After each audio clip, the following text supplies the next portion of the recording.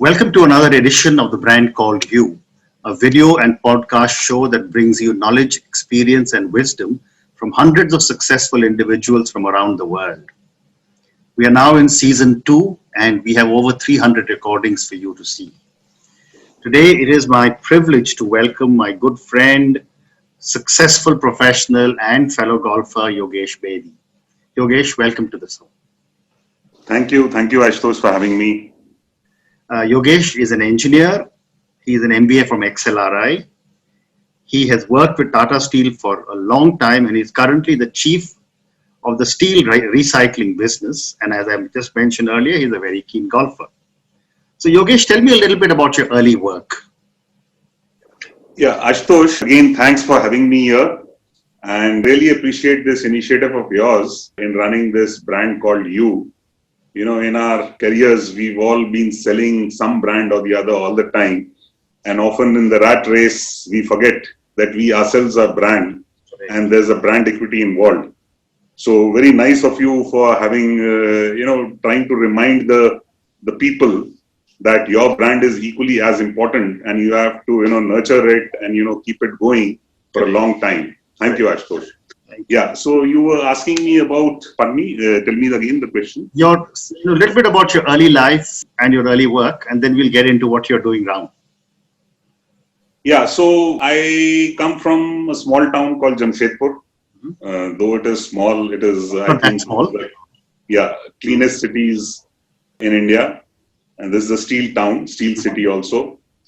Had my education there. Then I went on to do my engineering at BIT Mesra and then MBA at XLRI and joined Tata Steel. In Tata Steel, it has been a very good stint, from the beginning. So, which is one of the reasons that, people who join a Tata company, they never leave. It's not because of anything else, but there's so much to do and so many different opportunities, so much rotation across verticals, across companies. So that is how, I've stuck on to this job and very happily so, I would say. Okay. So that's wonderful. So if you were to look back at the various things that you've been doing, what would be 3 key milestones that you can think of?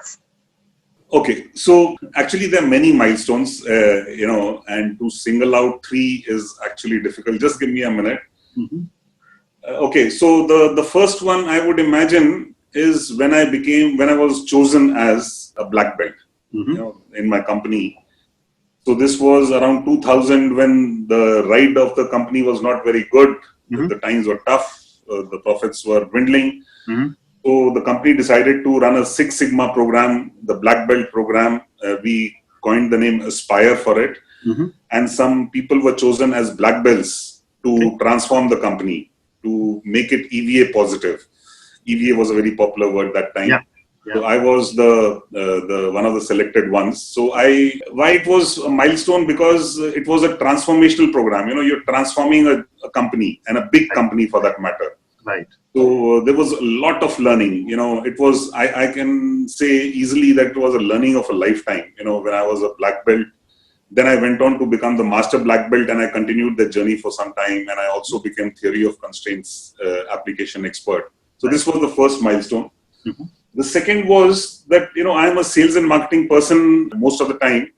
I was, asked to transform my byproducts division in the company. Now, byproducts, our company was one of the early ones to realize that there's a lot of value in byproducts and it is not a waste.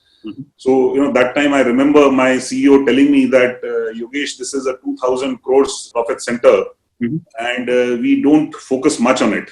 What if we were to focus? Would we, get much more revenues or much more margins out of it? So, I went into, becoming the COMS of that division to transform that division. And we did lots of things. In byproducts, we put up a team. First of all, we changed the name. It was called secondary products. We started calling it industrial byproducts division. So which itself was a change. It gave a different outlook. We got in good marketing people, changed the organization. We started branding byproducts. We were the first ones. Some of the byproducts we've branded. It is never heard of. So that is my second one. The third one is when I came into this, my current role, setting up a steel recycling business. Right. This again, I wonder if you know, this is the first in India for a corporate to come in. Otherwise, it is a very fragmented business in the informal sector, unorganized. And of course, there are precedences across the world, in US and Canada and Europe and all. But for India, it was the first time. So we running this business like a startup within a huge company that is Tata Steel, a startup within a huge company. And we're changing the shape of the industry, the way the scrap is bought and sold. So it's a very exciting experiment. So I would imagine these are the three, That's great milestone. So that's a very good segue into my next question, which is on what you're doing currently. You just spoke about recycling. Now, recycling traditionally has been a very small scale industry. Well, not even industry. I mean, it's the kabadi wala who would come and pick up everything and take it away. What have you found so attractive in this that you have actually said that you're building large scale plants, and at the same time, what is happening to that small individual? Yeah, so very interesting and very apt question. See, it may look small because that is what we see, the kabadi wala. Right. But actually, it is a $10 billion industry in India itself. Wow. There's 1 million people involved in it.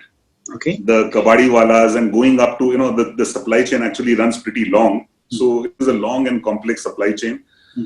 And many people are involved in it. 30 million tons of scrap is consumed in India every year. 25 million approximately is generated in India, and 5 million tons, because we don't have that much scrap, it is imported. So actually the scale is pretty large. So the sad thing is that in spite of that, it is, since it is not organized, the government doesn't see the face of it. So hence, it doesn't have an industry status, for example. For example, many industries have got an industry status, and then it is easy for the government to, make policies for it. So this was never an industry. So the policies are flimsy. Of course, the government has realized this, and there's some policies being considered. 1 or 2 policies have already come, and some good policies, you would hear steel recycling policies already there. The vehicle scrappage policy is being talked about. So the policies are coming. But once an organized player comes in, it raises the bar in many things. So, the quality improves, safety and environment conditions of the workers improve. Otherwise, no one cares about their safety, environment. Most of these workers are not in the social ambit. They are not in the social fabric of the country. They don't have that health plans or PF or, whatever. The social security is not there. So, once a corporate comes in, all these things start changing slowly. Of course, it will take time. Right. The best part, you asked about what happens to those people. The best part is Tata's never, ever, impinge on other people's livelihood. They try to take people along with them. So, we will try to ensure that we work with those people, get them along, try to get them into the social fabric, improve their living, safety conditions, social conditions, etc., security fabric. So, it will be working with them rather than, taking a pie out of them. Very interesting. And, I've often heard, or I've read a few articles that a place in Gujarat, Alang, is supposed to be a place which is very, very big for recycling of ships. Now, how important is recycling for steel? I mean, in a country that is famous for its recycling, in our country where we don't even throw away a used ball pen and we find another way to find a refill, how important is it for steel? Very interesting observation, but you'll be surprised that we don't recycle enough. We think that, it is only, if you don't recycle, things go for landfill. So you will recall around Delhi itself, there are so many landfills. Correct. In fact, not only landfills, they are land mounds, they become mountains. So that is what happens if you don't recycle. So in India, we recycle about 60 to 65% of our waste. But, the country is doing much, much more.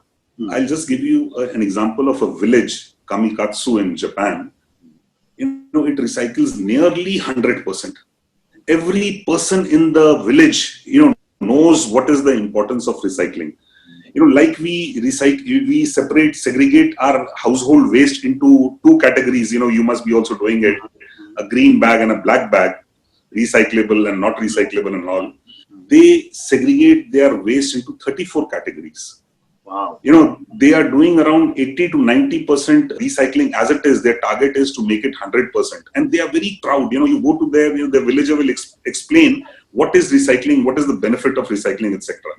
Now, as compared to that, a common man in India, you ask him recycling, he'll look through you. We are still trying to fight many of the, hygiene needs. Recycling for us is we'll have to run a campaign around it. Recycling is actually, it's the products are not waste, they are resources. If you don't recycle, what you do, every time you want more material, you produce more. For producing more, you dig more, you mine more, you are, eating on the natural resources, you're consuming energy. As against that, if the concept of recycling comes in, it is linked to the concept of circular economy. The waste, there's nothing called a waste. Right. The waste of one process, goes into the raw material of another. Yeah. So this has to be run as a campaign. It will increase the resource efficiency of the country like anything. And of course, it is linked to sustainability. So it is important from sustainability point of view. So there are many benefits of recycling. It creates jobs. If we were not landfilling and we were processing it, imagine how many jobs could be created. So it has got more benefits than one. Amazing. So, for an institution like the Tatas, which has traditionally been, so philanthropic, one of the biggest groups of the country, what kind of disruption are you people doing in the way the scrap is bought and sold in India? Yeah. So in the steel industry, at least I would share that Tata's, since we set up our company in 1907, we have been pioneering various aspects of steel making, the steel industry. So coming into steel recycling business is also one of the disruptions, one of the first corporates to come in India. And of course, there are many disruptions, that this itself is a disruption. The other disruption is that, this segment lacks the trust. You will understand that, typically this segment has not been associated with lot of trust and transparency and all that. So we will, once we come in, there'll be a lot more trust. We'll try to bring in transparency. We've just launched an app called the Ferro Heart app. This will be the platform for selling and, buying scrap from these traders. We'll be buying just like Amul. Just imagine all the milkmen, around Gujarat, coming and, giving their milk to Amul. So something like that, there's a platform for transparently trading and selling and buying scrap. Once you make anything digital, obviously so many things, automatically the underhand things go away and things become transparent. The compliances come into the thing, much more statutory compliances. So this is one disruption. The other is, of course, there's some other digital things we are trying. But we are trying to do lots of disruptions all through. Yeah, I mean, it's very fascinating when you talk about an Amul type of model where people voluntarily will come from all over the country and bring the scrap and hand it over for recycling. I mean, I think that will be a complete game changer. Yeah. And, other disruptions like, just for example, scrap is bought and sold by different nomenclatures across the country. In the south, it is called by some name. In the north, it is called by some name. Very funny names. Jal, Tin Tappad, Jalebi, and whatever, local lingo. But business cannot be done like that. There, internationally, there are ISRI codes, International Society of Recycling Industries or something like that. So, internationally, the trade happens through those codes. Right. So we also have BIS codes, but they are not in vogue. People are not using it. So, once we come in, we'll start using those BIS codes. The codes will be revised. So the bar raises. So another thing is that, in the current, as I said, the supply chain is very long. So the scrap passes from one hand to the other without any value addition. So while the price keeps going up, there's no value addition. So when we come in, we'll be putting some modern, state-of-the-art equipment like balers, shredders. We've imported that equipment, and the quality of the scrap, the processed scrap, goes much higher. So suddenly now, scrap is available at arm's length, within the vicinity, and you don't have to import it. So it is import substitution. There's so much less foreign exchange going out. So many things will be happening, and it will be really, as I said, game-changing for the scrap industry in India. And tell me, Yogesh, my last question for you on Tata Steel or your steel scrap business before I move to some other questions. The supply chain for this must be very complex. I mean, I remember in my ITC days, one of the divisions used to trade in scrap, and I remember ships were purchased, brought there, and then there were bombs, unexploded bombs that landed up. There were explosions in Alang port. People were hurt. I mean, that itself must be a massive task for you and your colleagues. So you are very rightly, touching upon the challenges. So any new, when someone is trying to shape the industry, obviously it's not going to be easy. And, we listed, and they're a huge number. You are touching upon some, but there are many, many more. But you've touched upon the very vital ones. The first you said about the complex supply chain. Yes, it is the reverse logistics is crazy. This is reverse supply chain. Over the years, the companies have concentrated on forward supply chains, taking their product to that last mile to the customer. Yeah. This is now getting back that customer after he's, the product has lived its life, getting it back for recycling. And it is really complex. It starts with a peddler, that very important person in the supply chain. And it goes right up. It's a long, complex. And you rightly said, there could be radioactive material. Some of the medical equipment, for example, when it comes for recycling, it could have X-ray machines and all that. They could have radioactivity. So how do you, when you get in ships or some, cylinders, gas cylinders, they could be, when it comes for recycling, there could be some, pent up gas in the cylinder. It could explode when you're trying to, crush it or something like that. So all these challenges have been identified, and, you'll be pleased to know, just going back to the point of disruption, we are probably the first company in India who will be checking the material for radioactivity. We've got 3 points in our factory. When the raw material comes in, when it is processed, and when it is going out, it is checked for radioactivity. And, as soon as there's some radioactive material, an alarm will go, and that material will be, returned back to the supplier with a strict warning, etc. So, these things, obviously, once we are coming in, all this will have to be dealt with. Yeah, but you're right. There's lots of challenges. So, Yogesh, I'm going to move to the second part of my show, which is ask you some questions about you personally. My first question is, where do you draw your inspiration from? Okay, so, one is, of course, my dad. He's no more, and I lost him pretty early in life. He had done only his +2. Mm-hmm. And he was a very successful businessman. He had done his ISC. That time it was called Cambridge or something, around. So basically that level. Mm-hmm. But his passion for, making us, giving us the right education, putting us on the right tracks. So I remember, he would, share some example or the other. He would meet someone and then come and share with us that such and such person has gone to the army. Mm-hmm. You should also go to the army, or such and such person has become an engineer. He would take me to him, just to see his lifestyle and what it means. So I think he has been one of the early influences. Of course, we've got a whole lot of leaders, and there's no dearth of leaders. Many of them, and all of them actually, there's something to learn from the other. Correct. But yeah, so he also used to talk a lot about Guru Nanak. Very interestingly, since we are Bedis, he used to tell us that we follow the same lineage. We belong to we are his descendants. Mm-hmm. So that has been a great influence on me also. Yeah.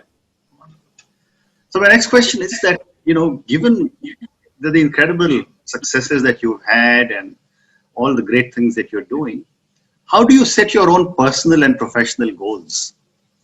So, it has to, basically it is what pleases you. If you are in a job or in an environment that you're happy with, you really look forward to going back to work every day, doing great things. And once you're there, once you're happy, then obviously, you're happy professionally. You're also happy, in the home front. So it's very important, I think, to be in a job or an environment where you're happy. You look forward to going back to it again and again, and every Monday, and every day. So that is what I think. Thankfully, I've been blessed with a company, a corporate, or the jobs one after the other, in which have given me a lot of satisfaction. Okay. And that has basically driven me both professionally and in my domestic front. Wonderful. So my next question is that if you were a role model to millions of children who closely followed you and your life choices, what is the one thing you would change in yourself? I would try to be less emotional. Okay. That is what, over the years, I have tried to work on it. Getting too passionately, passion is good, but too emotionally attached with something, with either the work or anything, is not very good. So maybe I would, from the beginning, I would work on it. Of course, this has been, over the years, I have improved on this KPI quite a bit. And for the youngsters, as you said, I always like to tell this to my team. There's, in many decisions, there's nothing like right or wrong. Or, most of the time there's nothing like, so if you've taken a decision, the way I tell them is, if you've taken the decision, just run on with it. Run as if there is no tomorrow. If you've got the baton in your hand, run like crazy. That is what I tell them. Don't keep thinking, okay, this baton is made of wood, it is made of ebonite, it should have been this. This baton is there in your hand, just run like crazy. So my next question to Yogesh is that what does success mean to you? Yeah, so again, it means basically being at peace with oneself. Mm-hmm. Not going to sleep every day thinking that, this has to be done, this I have not done, this is pending, I have to do this in life. One should try to reach a point that, of course, there's always many more things to be done. But when it starts worrying you that this is undone, or this is not to be done, not done as yet, or something like that. So a successful person is usually, I think, at peace in himself. He's happy with what he has achieved in life. Of course, there are many more things to be done, but he's not rattled by it, or he's not getting disturbed by it. And that is what I think. Terrific. So my last question to you, and this is relating to the pandemic. Given all the things that are going on in the world and in our lives now, how are you rethinking your life and your career in the new world order? So about the pandemic, it's we've not seen the earlier pandemics, so we don't know. Probably, we are handling it much better than we had handled it in the past, in those, the earlier pandemics. Correct. And hopefully, it's probably, we are waiting for the vaccine. Once it comes, probably it will be appearing to be much lesser than what it was. Mm-hmm. As long as it is not there, of course, it is a challenge. I think the world will spring back to its original form. Okay. Not exactly, but, like a rubber, you stretch it, it comes back to its original form. Mm-hmm. For example, the malls have started opening. People have started going in lesser numbers. The metros have started running. The Ubers, I understand, have started running. Olas have started running. Yeah. So I think it will come back to its original form. Maybe, it's a question of time. Some things, of course, may take, a slightly different form, but it will not be very this thing. So we just have to be patient, past this period, a year or two, with perseverance and patience, trying to do whatever we can to stay safe and healthy. Correct. Wonderful. And what a great way to end on such a positive note. So, Yogesh, thank you very much. It's been such a pleasure speaking to you, and I wish you lots of success with Tata Steel's recycling business, and looking forward to your hole-in-one next. Yeah, I'm also looking forward. So, golfers, as you would know, the moment the week is coming to its close, we are already thinking of, have we arranged a game? or have we arranged a 4-ball for the next weekend? Yeah, we are looking for a game, definitely, not necessarily a hole-in-one. Okay. Okay. So thank you again, and good luck. Thank you, Ashutosh. It was really a pleasure being with you. And as I said, this is a great concept, brand called You. More power to you. And I'll also try to spread the word. I'll try to send in some people, whom you can interview. It's a very good concept, and I really liked it. Thank you very much.